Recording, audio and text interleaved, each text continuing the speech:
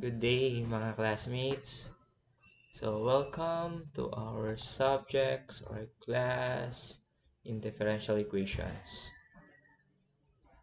So, our topic or the first topic will be basic concept. So, this is also known as the definition of terms. So, before we start on the discussion or the topic proper, we need to analyze or we need to understand what are the different terms that we're going to use in differential equations. Pag-uusapan muna natin yung mga bagay-bagay before tayo sumabak sa mga formulas or techniques in solving different differential equations. Okay, first, what is differential equation? So it is a mathematical equation for a known function of one or several variables that relates the value of the function itself and its derivative of various orders. So we're going to talk about variables. It is also like an equations which are familiar na sa atin no, during our algebra days. And of course, yung values of the function itself using the derivative. So we're going to use more on derivative, but we're going to also use the integral calculus. So another definition of differential equation is that it is an equation containing derivatives or differentials of one or more variables. So hindi ito yung common na ginagawa natin sa differential calculus, yung more on may isang dependent at isang independent variables. So we're going to talk about it can be one dependent and two or more independent variables. So na-discuss ko naman sa inyo previously yung partial derivative. So recall na lang natin kung para saan ba natin gagamitin yun. So if you say derivative, again, since differential equation is more on differential calculus, derivative is a measure of how a function changes as its input changes, or how much a quantity is changing at a given point. So as we remember again, the application in derivative or differential calculus, we are more on time rates problem. So ito yung changes ng mga bagay na hindi natin basta-basta nako-compute ng basta-basta, no? It means on motion kasi siya at the moment. Hindi siya naka-stuck. It means may changes, no? Every the time rolls. For example, after 1 second, minute, even an hour, days, weeks, etc., etc. So, dyan mag-iikot or dyan mag-evolve yung mga problems natin sa differential equations. Okay, so we have two types of differential equations. The first is what we call ordinary differential equation. Okay, it is an equation in which all derivatives are ordinary derivatives of one or more dependent variables with respect to a single independent variables. Ito yung una nating inaral sa differential calculus. Okay, ano ba yung mga example na yon? Now we have dy over dx, where y is the dependent and x is the independent. Okay, dy dx, parang ayan din yung total derivative. Or we have 3y dy over dx minus the quantity 2x plus 1 is equals to 0. And we have also what we call higher derivative. Now we have the second derivative, or we have also the third derivative, as long it has one dependent variable and a single independent variable. We will call it as an ordinary differential equation. While the second type is what we call the partial differential equation. If the unknown function depends on two or more independent variables. Ito yung hinabol na nating discussion. Now, before we started here or started differential equations, ito yung last part na in-upload ko sa YouTube na sabi ko kakailanganin natin. dito sa differential equation. So, example of this, yan yung malanding D, or I called it the partial derivative, no? Malanding D kasi hindi pa talagang D, but the process is still the same. No? Kung paano tayo nagdi-derive, ganun pa rin siya. So, pinagkaiba lang, we're dealing about two or more independent variables. On the first example, so it shows that we have two independent variable, namely the x and the y. So parang yung function niya, which is z, is equals to the function of x and y. So kaya meron tayong dalawang independent variable. So on the second example, again, we have two independent variable, which is the t and the x. And we have the dependent variable of y. By looking on this example, you have noticed that it is under the second derivative. So, pwede rin siyang maging first derivative, pwede rin siyang maging second derivative. Tapos, yung independent variable natin must be 2 or more to say it is the partial differential equations. Okay, so how about naman order of a differential equation? Kasi sa first part, no, yung definition ng differential equation, may naka-indicate doon about the order. So if you say an order of a differential equation, it is the order of the highest order derivative appears in the equation. So since we are already we have familiarized regarding the higher derivative, titingnan nyo lang kung nakailang derive na doon sa function. So, doon malalaman ninyo, ma-determine natin kung ano yung order ng differential equation. For example, we have the first order, which is x partial derivative of the function f with respect sa x plus y partial derivative of x with respect sa y. So, this is what? Ito yung partial differential equation since we have two independent variable, and at the same time, the order of the differential equation is in the first order kasi naka-first derivative both terms. Okay, how about kung sasabihin naman natin second order? So, obviously, this d raised to 2 or this is not an exponent pala, no? This only symbolize what? Second derivative with respect sa x squared. So, yung 2 sa taas or sa taas is symbolizing the order while the number or exponent, ito exponent na talaga or power, yun yung number na sa baba, which is equals to the function. So, pwede pa rin yung maging third order. So, we have the third derivative of y with respect sa x cubed. Tapos, we have the first derivative and we have a normal function. So, ang sabi kasi dito, it is the order of the highest ordered. So, we have three terms, but we're going to look on the highest ordered derivative appears on the equation. So, kaya tinatawag itong third order derivative. Okay, so next, the degree of a differential equation. So this is different from the order of a differential equation. So if we say degree, it is the same as the highest degree or power of the highest ordered derivative. So analyze muna natin yung first part. It means yung highest degree, yung pinag-usapan natin dito ay exponent nino nung highest order derivative. So, we already know the order. So, titingnan ngayon natin yung order kung siya ba ay nasa first, second, third, and so on and so forth.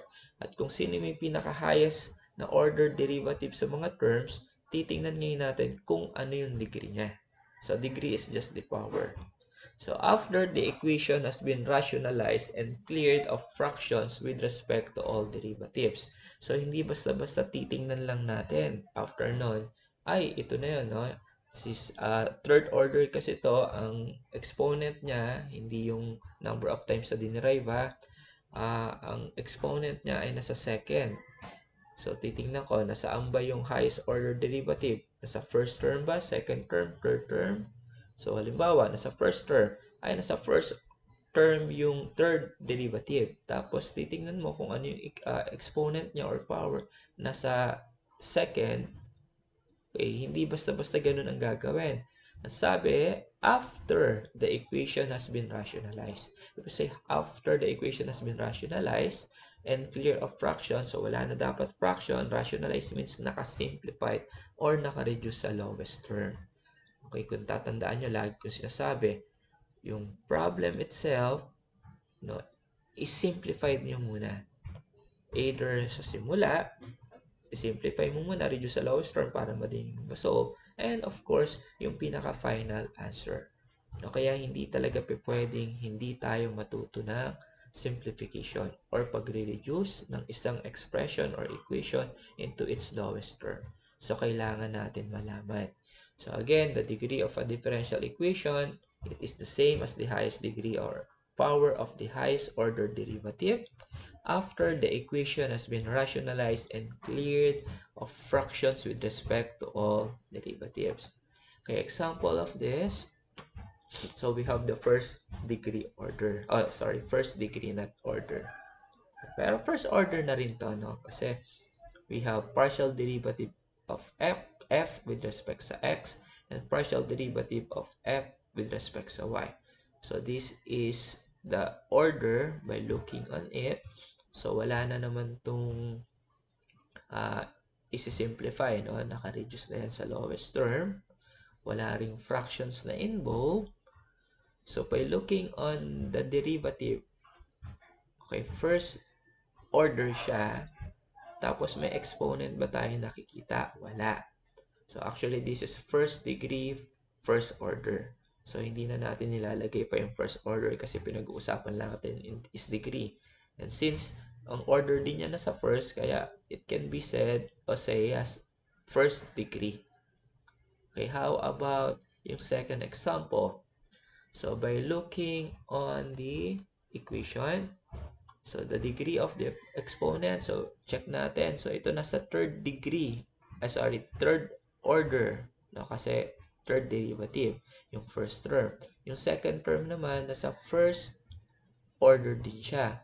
By looking on the first term, okay, ibig sabihin, ano degree niya? This is not the degree, ha? This is the order, yung 3 sa numerator.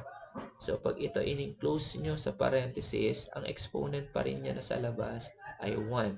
So, it is under the first degree still. Same with the second term, since this is the first derivative, yung exponent pa rin niya sa labas pag ito ay ginawa nating quantity or kinulong sa quantity. Naka-first degree din, naka-raise sa first power, raise to the first power. Okay, how about yung second degree and second order? So, paano nasabing second degree and second order? So, sa first problem, by inspection, if we're going to inspect it, we have second derivative of y with respect sa x squared. So, this is actually second degree, tama. Paano ko malalaman ngayon second degree siya? This is second order, sorry. Paano ko malalaman ngayong second degree siya? So, sabi kasi, after the equation has been rationalized. So, we need to rationalize first the whole equation. So, meron tong square root kasi. So, we need to eliminate that square root first, okay, by rationalizing it. So, mamaya ipapakita ko yung solution na yan. How about yung second example? Sa second example, so we have y double prime, it means second derivative, raised to 1/3. So, yung 1/3 actually, that is the degree. So, hindi mo naman pwedeng sabihin 1/3 degree. Again, you need to rationalize the whole equation. So, kailangan pa rin nating i-rationalize to para masabi natin kung anong degree yung equation na to. So, yan ang aalamin ngayon natin by solving or rationalizing the first part of the example and the second part of the example. Okay, so dito natin i-rationalize yung dalawa. Okay, so shift muna ako sa table ng computation. Okay, sa first example, okay, So, paano ko nasabing ito ay second order? Okay, because of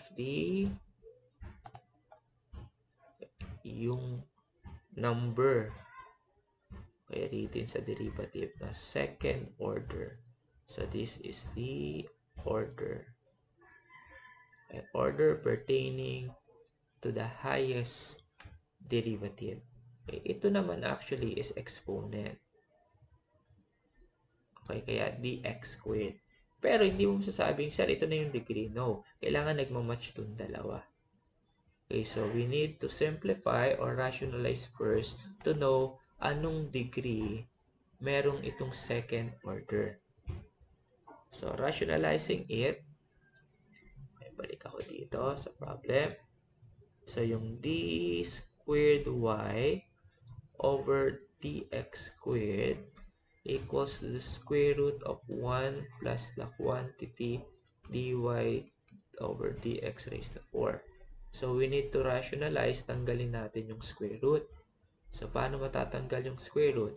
If I'm going to change first from radical to exponential, okay, ang ano ibig sabihin ng square root?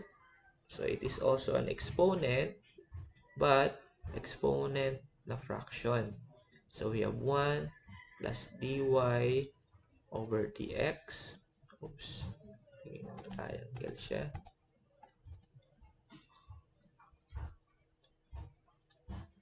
Raised to 4. Ay gagawin ko siyang exponential equivalent, which is 1/2. Since it's already a fraction, no, exponential form, para matanggal yung 1/2, we need to multiply or raise both the left member and the right member by 2. Okay, para matanggal to. So, we have second derivative of y over dx squared raised to 2. Okay, so cancel na si 2. Okay, meron na lang akong 1 plus dy over dx quantity raised to 4. So now, on this new form of equation, we can say that it is in the second order. So, titignan yung pinaka-highest order and second degree. So, this equation belongs to second order and second degree differential equation. Okay, so naiintindihan? Or pwedeng magbaliktad. Second degree, second order differential equation. Okay, how about this equation? So, by inspection, hindi nyo agad malalaman yan. Okay, pasensya na sa mga tunog. May gumagawa sa kabila, may nag-aamo. So, anyway, going back to the discussion. So, we have y raised to 1/3. So, hindi natin pwedeng sabihin, okay, na siya ay in the 1/3 degree. By inspection, it is in the second order. Mas kukunin natin yan kumpara dito. Kasi ito yung highest. So, second order na siya, pero how about the degree? We need to, okay, pasensya na, wag ma-distract sa ingay. We need to simplify first or rationalize the whole equation. So, paano ba nira-rationalize yan? Okay, so again, by writing this equation, we have y double prime or second derivative of 1/3 is equals to k times 1 plus first derivative squared raised to 5/2. So, para matanggal ngayon yung pagka-fraction ng exponent, again, we need to raise both equations by 2. So, magiging y, 2 ba? Ay, nagkamali na ako, ano? Hindi 2. Kasi magiging fraction si 1/3, magiging 2/3. So, instead of raising it to 2, Ano ba ang common ni 3 at saka ni 2 para maging whole number? Kaya hindi ko marinig. Okay, very good. 6. No, parang LCD kinuha natin. So we can write it 6. So we have y double prime. Okay, yung 1/3. Sige, sulat natin manually para hindi kayo malito. I-erase ko kay 6 no, by distributing the exponent. Okay, tapos we have k times the quantity of 1 plus y prime squared raised to 5/2 naka-raise kay 6. So, 1/3 by 6. So, 6 divided by 3 is 2. So, we have y double prime. Yun, lumabas na yung degree. Okay, pwede na nating hiwalay na lang natin. Okay, raised to 6 times 1 plus y prime, yung 5/2 magiging cube. So, huwag na natin simplify ito kasi magiging fraction ulit siya in case na naman na magka-problema. So, this is now our final answer. So, again, this is still second order. Okay, bakit naging order? Because of the highest derivative, no? Ito. Tapos, and second degree. Okay, bakit naging degree? Namamali ako ng pindot sa pen. Kasi nakakapanibago. Okay, because of this. Okay, order, ito yun. Degree, ito yun.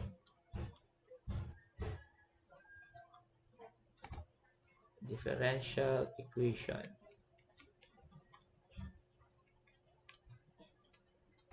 Okay? So, yan lang yung pag-uusapan natin to be familiarized doon sa equation kasi gagamitin ngayon natin yan. So, going back on the presentation. So, nasagutan na natin to. Paano naging second degree, second order. Okay, now, yung first part ng mga equations natin, ang pag-uusapan natin sa mga first methods is the linear differential equations. Okay, ano ibig sabihin ng linear? Okay, these are equations in which the dependent variable, yung variable sa left, and its derivatives appear to the first degree. Okay, ibig sabihin exponent again, power. Okay, and their coefficients are either constant or function only of the independent variable. So example of which is, okay, we have 2xy triple prime or third derivative. Okay, quantity x plus y times second derivative of y plus e raised to x times the first derivative of y plus 5xy is equals to sine x. So if we're going to define each term, okay, yung y, yan yung dependent variable, no? Kasi siya yung diniderive. Ayun yung sa left side kung natatandaan nyo. Yung x naman is the independent variable.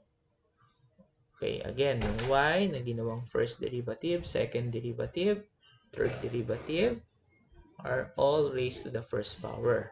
Okay, kaya tinawag na linear differential equation. Okay, again, pag sinabing first power, parang first degree. Okay, and yung 5x, lahat ng may x, ito kasi yung independent natin, okay, ito yung function of the independent variable x. So, para masabing linear differential equations. So, another example, we have 2y squared dx over dy. Okay, ibig sabihin, first derivative, but this time, ang x naman yung dependent. Si y naman ang independent. So, baliktaran nitong number 1. Plus 2x over y minus 2 is equals to 7. So, medyo ang pagkakaiba lang sa atin ngayon, okay, parang mix na, no? Pwedeng may dalawang variables lang siya, isang dependent, isang independent, or pwedeng maging 3 or more variables na gagamitin. Isang dependent, 2 or more independents naman, or independent variables, sorry. So, ibig sabihin, yun yung mga gagawin ngayon natin. We have to be familiarized with the equations. Okay, huwag mag-alala kasi napagdaanan nyo na yung differential calculus, napagdaanan nyo na rin yung integral calculus, kaya yun lang naman yung importanteng process. Pero syempre, yung mga part na may hirap na yung i-apply natin sa problem. Hindi yung basic. Lalo na sa integral, yan na yung mga direct trigonometric substitution, algebraic substitution, including yung partial fraction, na yung case 1, 2, 3, 4. Kaya aralin nyo ulit yun, no, sa lahat ng pagkakataon. So, hindi na kasi natin agad mababalikan basta-basta yon. Kaya, double time tayo, ha? So, if I have time again, I'm going to do still the continuation of your integral or application of the integral calculus, which are the areas and volumes. So, unahin ko lang muna itong i-discuss. So, I'll be the one who will discuss or discussing yung topic 1, 2, 3, 4, 5, 6. So, this is already topic 1. Done na tayo. I have 5 more to go topics. Tapos, we're going to start with the reporting. So, maghanda-handa na rin yung mga reporters. So, if you can advance reading, mas maganda. Okay? So, again, like, share, subscribe, and hit the bell. Tapos, watch out lagi kayo, no, sa mga videos na i-upload ko. So, once naman hinit nyo yung bell, ibig sabihin, ma-update naman kayo na kung may mga bagong uploaded video. Okay, sa pag-upload ko ng video ngayon, lalagyan ko ng differential equation sa simula. And ayusin ko rin siguro yung playlist niya para hindi magka-rumble-rumble. But again, lalagyan ko sa simula ng differential equations, topic 1. Tapos yung title niya. Okay, para hindi makagulo sa differential calculus and integral calculus na ina-upload ko. Okay, God bless to us. Mag-aral mabuti. Huwag mag-relax ng sobra. And be safe. Okay, thank you very much.